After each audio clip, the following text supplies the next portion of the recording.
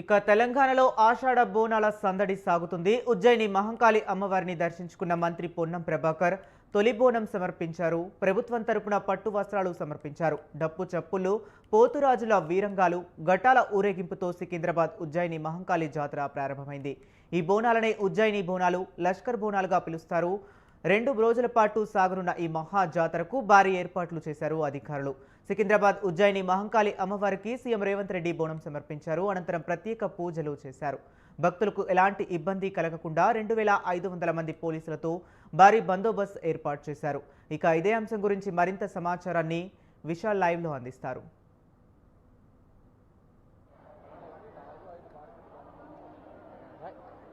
Right ఫరీ సికింద్రాబాద్ ఉజ్జయిని మహంకాళి ఆలయం దగ్గర బోనాల సందడి కొనసాగుతుంది. ఈరోజు ఉదయం 3:30 ప్రభుత్వం తరపున తొలి బోనం సమర్పించినప్పటి నుంచి ఇప్పటి వరకు కూడా బోనాలు ఇంకా భక్తులు సమర్పిస్తూనే ఉన్నారు. ఇక క్యూ లైన్లు కూడా దాదాపు మెయిన్ రోడ్ వరకు, అంటే టెంపుల్ నుంచి మెయిన్ రోడ్ వరకు కూడా క్యూ లైన్లు ఉన్నాయి. ప్రతి ఒక్కరు కూడా గంట నుంచి 2 గంటల పాటు లైన్లో నిలబడుతున్నారు. అయినప్పటికీ అమ్మవారిని దర్శించుకుంటే చాలన్న ఒక ఉద్దేశంతో భక్తులు లైన్లో నిలబడి దర్శనం కోసం ఎదురు చూస్తున్నారు. ప్రస్తుతం మనం క్యూ లైన్లో కూడా చూసుకోవచ్చు. భక్తులు అమ్మవారిని దర్శించుకోవాలి. ఈ ఆషాఢ మాసంలో ఉజ్జయిని మహంకాళి అమ్మవారిని దర్శించుకుంటే కుటుంబం అంతా కూడా మంచిగా జరుగుతుంది. ఈ ఏడాది పాటు కూడా అమ్మ అంత మంచిగా చూస్తుందని ఒక అభిప్రాయం ప్రజల్లోకి ఉంటుంది. అందులో భాగంగానే కుటుంబ సభ్యులు ఇక్కడికి పెద్ద ఎత్తున అమ్మవారిని దర్శించుకోవడానికి వస్తున్నారు. ముఖ్యంగా ఉజ్జయిని మహంకాళి అమ్మవారికి బోనాలు అంటే దాదాపు 200 ఏళ్ల పైగా ఇక్కడ బోనాల సమర్పణ అనేది కార్యక్రమం జరుగుతుంది. ప్రతి ఏడాది కూడా ప్రభుత్వం ఇక్కడ బోనాలు సమర్పించేందుకు అన్ని ఏర్పాట్లను, ప్రజలకు ఎక్కడ కూడా ఇబ్బందులు రాకుండా అన్ని ఏర్పాట్లను చేస్తుంది. భక్తులు కూడా ఎంతో పవిత్రంగా ఈ బోనాల పండుగను భావిస్తారు. ముఖ్యంగా మహిళలకు ఎంతో ప్రత్యేక పండుగగా ఈ బోనాల పండుగ అనేది ఉంటుంది. ప్రకృతికి ప్రతీకగా నిలిచే ఈ బోనాల పండుగను మట్టి కుండతోటి ఈ బోనంని తయారు చేస్తారు. ముఖ్యంగా అందులో బెల్లం అన్నం, పసుపు, కుంకుమ, వేప పువ్వు ఇలా అన్ని పదార్థాలను అందులో వేసి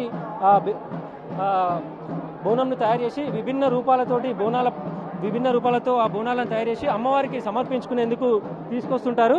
ముఖ్యంగా ఈ ఏడాది కూడా బోనాల పండుగ సందర్భంగా విభిన్న రూపాలతోటి బోనాలు తీసుకొస్తున్నారు. అదేవిధంగా శివశక్తుల వాళ్ళు కూడా ఇక్కడ ఆటోలతోటి బోనాలు సమర్పించేందుకు వస్తున్నారు.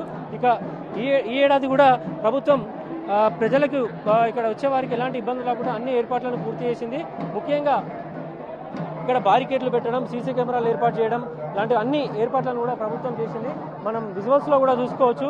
ఆ బోనం ఇంటి దగ్గర నుంచి తీసుకొచ్చేప్పటి నుంచి కూడా పవిత్రంగా ఉండాలని ఒక జ్యోతి వెలిగించి దాన్ని తీసుకొస్తూ ఉంటారు. ఇక్కడికి వచ్చేంత వరకు కూడా అది పవిత్రంగా ఉండాలి. బోనం అనేది ఒక పవిత్రంగా ఉండి అమ్మకు సమర్పిస్తేనే అది మంచి అని కూడా ప్రజలు భావిస్తుంటారు. ఇక అందులో భాగంగానే ఈరోజు ప్రజలు ఆ బోనాలని విభిన్న ఆకృతులతోటి, విభిన్న రూపాలతోటి తయారు చేసి వాటిని అమ్మవారికి సమర్పించేందుకు తీసుకొస్తున్నారు. ఇక ఉజ్జయిని మహంకాళి దేవాలయం కూడా ఎంతో చరిత్ర ఉంది. 1800 సంవత్సరంలో ఒక మిలిటరీ చెందిన ఒక వ్యక్తి ఇక్కడ నుంచి మధ్యప్రదేశ్లోని ఉజ్జయినికి వెళ్ళినప్పుడు అక్కడ అమ్మవారిని బాగా బలంగా కోరుకుంటాడు. అంటే హైదరాబాద్లో అప్పటికే ఒక ప్లేగు వ్యాధి అనేది ఇక్కడ విజృంభించి అందరి ప్రాణాలు తీస్తున్న సమయంలో అతను అమ్మవారిని బలంగా కోరుకుంటాడు. ఇక్కడ అందరికీ తగ్గిపోవాలని కోరుకుంటే అప్పుడు అది తగ్గిపోతుంది. దీంతో అప్పుడు ఇక్కడ మధ్యప్రదేశ్ నుంచి ఆ ఉజ్జయిని మహంకాళి అమ్మవారిని ఇక్కడ తీసుకొచ్చి ఇక్కడ ప్రతిష్ఠించి ప్రతి సంవత్సరం కూడా బోనాల పండుగ చేస్తూ వస్తున్నారు. ఇక ఈ ఏడాది కూడా కాంగ్రెస్ ప్రభుత్వము ఇక్కడ వచ్చే భక్తులకు ఎలాంటి ఇబ్బందులు రాకుండా అన్ని ఏర్పాట్లను పూర్తి చేసింది. ఇక వర్షాకాలంలో, ముఖ్యంగా ఆషాఢ మాసంలో ఈ బోనాల పండుగ అనేది వస్తుంది. వర్షాకాలం అంటే పెద్ద పెద్ద తుఫాన్లు వస్తుంటాయి, ప్రకృతి వైపరీత్యాలు కూడా వస్తుంటాయి. అదేవిధంగా వ్యాధులు కూడా వచ్చే అవకాశం ఉంటుంది. దీంతో ఈ వర్షాకాలంలో ఎలాంటి ఇబ్బందులు లేకుండా, ఎలాంటి ప్రకృతి వైపరీత్యాల నుంచి మమ్మల్ని కాపాడాలని భక్తులు అమ్మవారికి బోనం సమర్పిస్తుంటారు. అదే ఆనవాయితీ ప్రతి ఏటా కొనసాగుతూ వస్తుంది. ప్రజలు కూడా తమ పూర్వీకుల నుంచి ఈ ఆనవాయితీని కొనసాగిస్తూ వస్తున్నారు.